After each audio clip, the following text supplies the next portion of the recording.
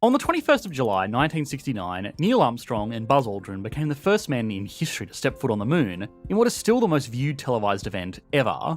Since then, just 10 more people, all astronauts from the USA, followed in their footsteps over the span of less than 4 years. Then in 1972, more than half a century ago now, humanity left and never came back. Today, tragically, only 4 of the 12 men to ever set foot on another celestial body are still alive. The longest time spent on the moon was just over 22 hours, and in total, 6 missions were there for less than 4 days. The reason humanity hasn't been back is not due to lack of capacity. The technology available to take us to the moon today is, pardon the pun, light years better than what NASA had in the 1960s, and yet it's been more than 50 years since we last checked in. The real reason is obviously economics. Even with advancements in technology and a significantly richer global economy as a whole, it just doesn't make sense to go back to the moon because there's nothing there, at least at the moment, to make even that relatively short journey worth it. A mission to Mars is in a completely different league. The best laid out plans today would take 2 years round trip, where a mission to the moon took just over a week. It's 200 times as far and it will take 100 times as long, so it will need 100 times the supplies and there is 100 times the opportunity for something to go wrong. Controlling all of this is going to take an immense amount of resources, and ultimately, there's still nothing there to make this, economically at least, worthwhile. There is a good chance that a government or a group of governments, or maybe even a private company like Elon Musk's SpaceX or Jeff Bezos' Blue Origin, will make the necessary investments to get a human on Mars for the same reason that we put humans on the moon 50 years ago: bragging rights and to prove we could do it. It may even be possible to justify this. Space programs trying to be the first to do something, just so that they can say they were the first to do it, have given us amazing technologies that have provided far more value to the global economy than was ever spent chasing these goals. On top of that, it did this while coming without the terrible consequences of technologies from institutions like the military. So even if this is a waste of money, it's probably better that governments around the world waste money on aiming rockets at space than at each other's capital cities. But despite the arguments in favour of limited time feats of human ingenuity, it becomes just as difficult again to justify what a lot of people are calling for, and that's a permanent human settlement either in space or on Mars. We can commit a lot of resources to go to these places just to say that we've been there, especially now that the world has many times more resources than it did 50 years ago. But to stay there is another question entirely. To stop Mars from becoming a place that we visit a few times and then don't return to for another half century, there needs to be a long-term economic justification for a colony there, otherwise it'll be little more than a very impressive science demonstration. So, are there any ways to make permanent settlements in outer space economically viable? If so, what would they be doing? And finally, if not, what would need to change to make this happen? Given the cost of sending just about anything into space, I wonder if it will ever be a thing to offer a friend a cup of coffee when they come to visit you in your environmentally controlled home on Mars. That polite offer could end up costing tens of thousands of dollars if the beans had to come all the way from Earth. Thankfully, we aren't currently living on Mars and can get much more affordable and amazing coffee from this video sponsor, Trade. I end up drinking quite a bit of coffee while I'm up late at night writing scripts for these videos, and I don't just want some caffeine, I want to really enjoy the flavour. Trade sends you coffees from over 55 of the top roasters so you can make a better cup of coffee at home than most cafes do. Since I've started drinking it, I've felt absolutely no desire to go back to spending $5 every day at a local cafe, because mine at home is just so much better for a fraction of the price per cup. Trade values freshness and sends you beans within 48 hours of being roasted, and their matching algorithm will suggest coffees that are best suited for you based on your taste preferences. If you go to drinktrade.com/economicsexplained right now, you can get a free bag with any subscription purchase, so you can wake up to a much better cup of coffee. On the most fundamental level, and from the very beginning of life on Earth, there has needed to be a reason for even the most basic organisms to move from their current environment into a new environment. Be that to gain access to new food or resources, find more living space to expand the species, or just to avoid threats that existed in their current environment. From microorganisms all the way up to modern national economies, things aren't going to establish themselves where there's no competitive advantage to doing so. Getting access to more resources is the obvious reason to venture into space. Here on Earth, we have a fundamentally limited supply of resources, and that reality is at the heart of the central economic problem, which is that humans have unlimited desires, but only limited resources in which to fulfill those desires. Becoming a spacefaring civilization could hypothetically, for all intents and purposes, give humanity access to unlimited resources, which would fundamentally alter the nature of economics itself. There are millions of asteroids in our solar system that are made up of trillions of dollars worth of materials, each at current market prices. Of course, as people will quickly point out, if we started harvesting those resources en masse, the value of those precious metals and materials would drop significantly, but that's kind of the point. If humanity had an effective abundance of everything it needed to provide people with the goods and services they demanded, then the need for a market system itself would be redundant. A market system is just a tool that economic participants use to deal with the fundamental economic problem of limited resources. It's a very effective tool, and it helps us decide what gets produced, how much gets produced, and who it gets produced for, but it's still ultimately just a tool. Now, of course, there are a few problems with this idealistic projection of the future. Over a long enough time horizon, humanity could just grow to fill the constraints of this new, more plentiful supply of resources. We are already reaching the finite limits of a lot of Earth's resources, where even just 100 years ago that would be almost unfathomable. Global output, and hence global utilisation of everything, looks like this. It wasn't until the 1800s, well into the swing of the Industrial Revolution, that the world was producing $1 trillion worth of output every year. This year, the world is on track to produce over $100 trillion in output. We generate that output by harvesting resources and turning those resources into more valuable resources. This is a cumulative measure. A lot of this added value doesn't go anywhere, so if anything, this hockey stick is underselling just how fast humanity is developing. Apart from fossil fuels, which are, as far as we're aware, a uniquely earthbound resource, there are billions of times as many minerals, metals, and even commodities like water floating around just in our solar system. At our current exponential rate of growth, that would give us resource abundance for another few centuries, but that is making the assumption that the growth wouldn't increase if we got access to all of these extra resources. In reality, assuming a situation where we could economically harvest all of these materials, we would probably hit scarcity limits for something much sooner than we expected. That's also a very big assumption. Of course, the real problem with getting access to all of these materials is that by the time they're brought back here to Earth where they would actually be demanded, we would have committed thousands of times more resources than what we get in return. Getting off the planet is getting cheaper thanks to new technologies, but at the moment there are no resources worth making the journey, even if they are practically infinitely abundant. That's especially true for operations on another celestial body. Bringing materials from asteroids in microgravity in a way that adds more value to the economy than it costs is already beyond our current technology for now. Getting over the challenge of escaping Earth's gravity and then descending onto something like Mars with its own gravity, only then to need to get off it again and then descend to Earth, is something else entirely. This is not an economic problem that's even unique to space travel either. Even here on Earth, there are plenty of regions that are not economically prosperous because their geography makes them uncompetitive in global markets. There is an extremely strong correlation between economic underperformance and economies that are landlocked, with really the only exception to this rule being wealthy European countries that developed their local economies well before global trade became a prominent determinant of economic success. The disadvantages of being a landlocked economy are so well documented that the United Nations even has a special office to provide assistance to these countries. The reason that this is such a big disadvantage is because without direct access to the world's oceans, these countries can't use container ships to directly export their goods around the world or to supply their local economies with imports. Container ships and freighters are by far the cheapest way to transport large amounts of cargo, so countries that don't have this available to them will automatically have less competitive exports because they'll need to pay the additional cost of shipping their goods over land and then packaging it into container ships before it can make its way to customers around the world. In such a cost-competitive global economy, even an additional few percent of shipping costs can make local manufacturers uncompetitive with countries that can load their goods directly onto a ship.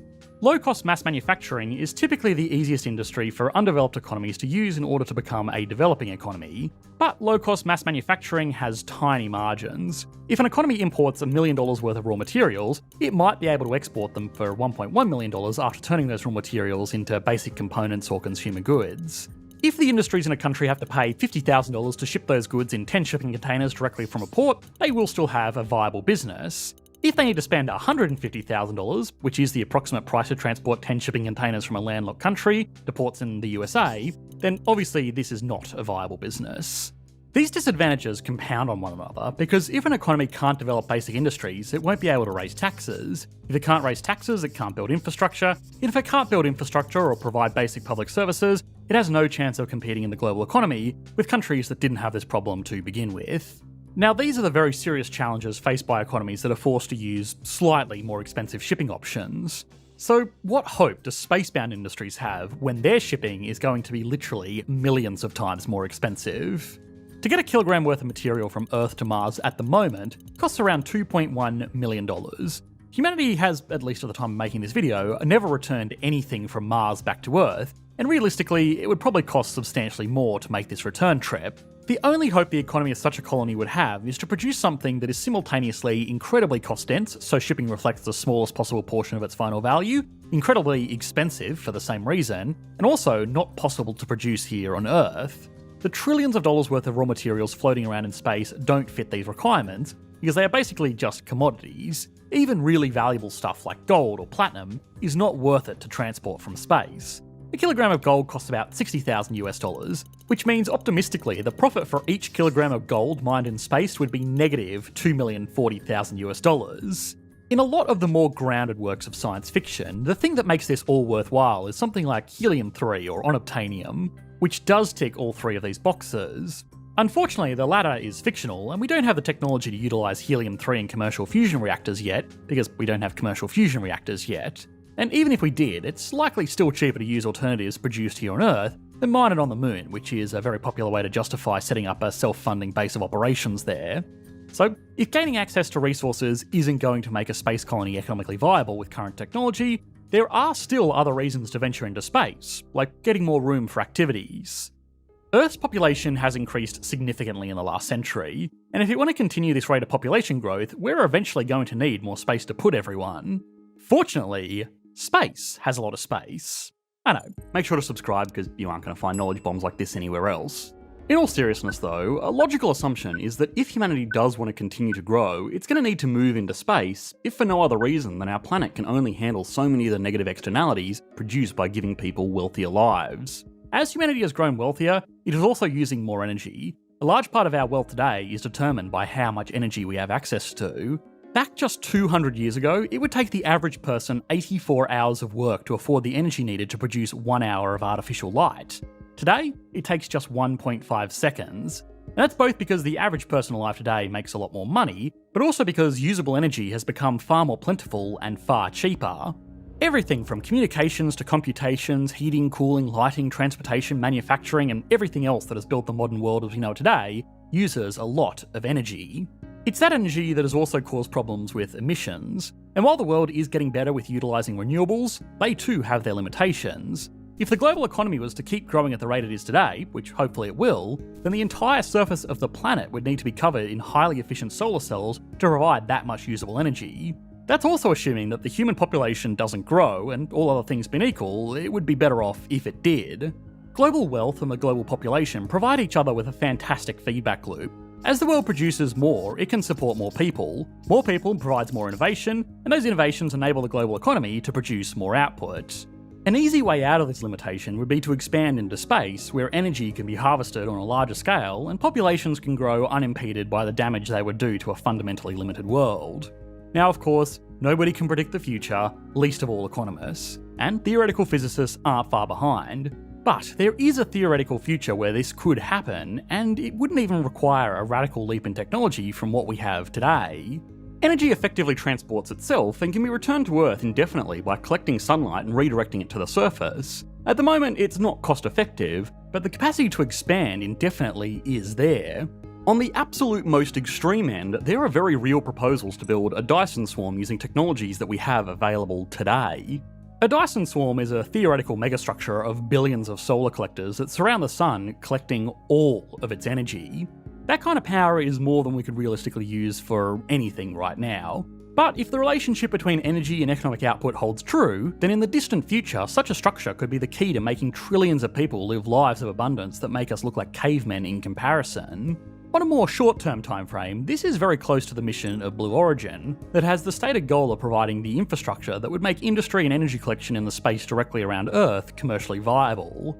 With practically unlimited access to energy, the relative cost of getting materials into space would fall, and once there are some benefits to operating certain industries in a microgravity environment. It's possible to imagine a factory where humans could move around huge machines by hand because they don't have to fight against gravity or friction against the ground. Imagine how easy it would be to install something like a car engine if everything was just floating about. Of course, this is just an example. The ease of manufacturing a car in microgravity would be more than outweighed by the price of getting it to and from space, but it still demonstrates a real advantage. Another major advantage is something that can only come from space. Certain manufacturing processes are exclusively possible in microgravity. The International Space Station is already working as the first ever factory in space, producing an experimental type of fibre optic cable known as Z-blan. Fibre optic cables are what powers the modern internet, sending signals thousands of kilometres under oceans all across the world. Except they kind of cheat, because modern fibres are not good enough to send signals over such long distances because of tiny imperfections that weaken the signals over such a long length. To get around this problem, repeaters are used in modern cables that re-amplify signals every 60 to 70 kilometres. These repeaters are extremely expensive, and they cost a lot to operate over the entire lifespan of an undersea cable. They're also potentially weak spots that could cause the cable to break, or be compromised by undersea operations to steal data, which is a very real thing. New fibres being experimentally produced in the International Space Station are so clear and perfect because of their microgravity manufacturing process that they could send signals across the world's oceans without the need for repeaters at all. This glass fibre, rather than being something that would just be extracted from space, is the closest thing humanity has at the moment to a product that could seriously tick all of these boxes. Other contenders include some pharmaceuticals and microprocessors that are also showing benefits from being manufactured in microgravity. Unfortunately, without the support of the ISS National Laboratory, it's still not viable to produce this stuff over just using regular fibre optic cables with repeaters, but as space launches get cheaper and cheaper, it could be the first of many products produced in space. As for now, major heavy industry in space is still a long way away, and we're not close to running out of energy or space on Earth. As anybody who has watched any real-life lore will know, most of the world's population and industries live in a few very concentrated areas, because everywhere else is just less hospitable than the areas that we have developed. But even Antarctica and the Empty Quarter are practically paradise compared to space, so the global economy is not quite bumping up against these particular limits just yet. Which leaves the final and potentially most concerning motivation for making a permanent space colony commercially viable, and that's as humanity's last hope. Now, this is an issue that is obviously more important than just economics, but the idea of spreading humanity beyond Earth so that the species can continue to exist even if their planet is hit by an asteroid or is enveloped in a nuclear war is a noble cause. Going back to the analogy of organisms moving into new environments, one of the most common reasons they make this leap is to avoid threats. In this scenario, humanity wouldn't be looking for bare-bones industrial outposts to generate wealth for back on the planet. It would be looking for something similar to the environment we enjoy here on Earth: gravity, breathable air, and most of the services that make life comfortable. There are two somewhat reasonable ways to achieve this: a Mars colony, or a type of space station called an O'Neill cylinder that is rotated to generate artificial gravity. These have been depicted in science fiction works like Interstellar, Elysium, and of course, who could forget Halo.